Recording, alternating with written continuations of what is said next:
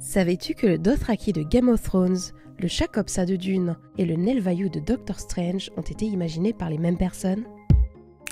David et Jessie Peterson sont les créateurs de langues les plus réputés d'Hollywood. I was very interested in language at the end of high school, and then so I started studying languages. I studied as many as I could, and Esperanto was where I learned about creating languages. I just started creating languages on my own, just for fun. David Peterson cofonde en 2007 la Language Creation Society, une association créée pour promouvoir les conlangues. Also Kangera? Oh, I. Yeah, conlang is a constructed language, and so that's just a shortened way of saying that. With a conlang, someone or a group of people is sitting down and very consciously making the decision to create a language, whereas with a natlang, there is no point where someone sat down and said, let's do this, let's create this language, and here are some features we should use. You know, it just naturally evolved over time. So that's the only difference between them. Otherwise, they are languages.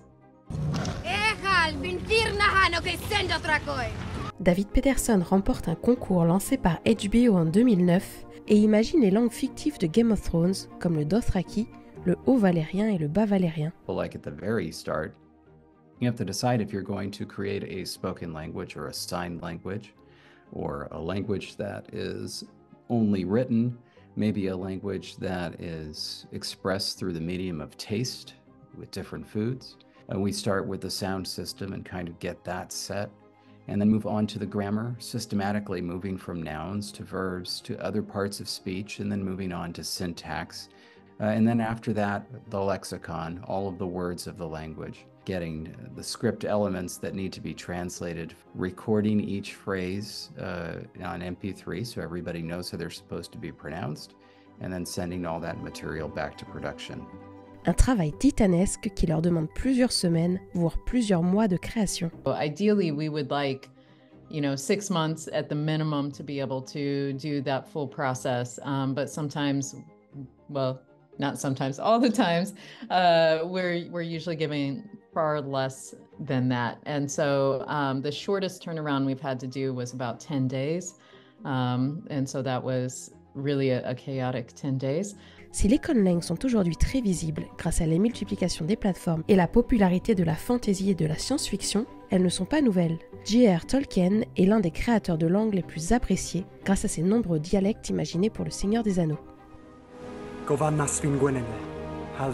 There are definitely more in media that are publicly available, but there have always been a lot in private use, and there have always been conlangers, probably as far back as language goes. In terms of in the media, though, yeah, there are definitely a lot more created languages now than there have been in the past.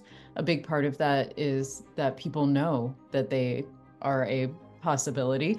Dans une industrie où il est de plus en plus difficile de fidéliser son public, les showrunners ont bien compris l'intérêt de créer un univers riche et unique. It allows for the producers and directors and creators of the show or movie to build a fuller world.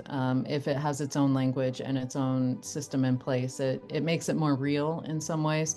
And it also gives fans something that they can interact with, because they can learn bits, they can pick up common phrases and common expressions, they can actually begin to interact with this fictional world.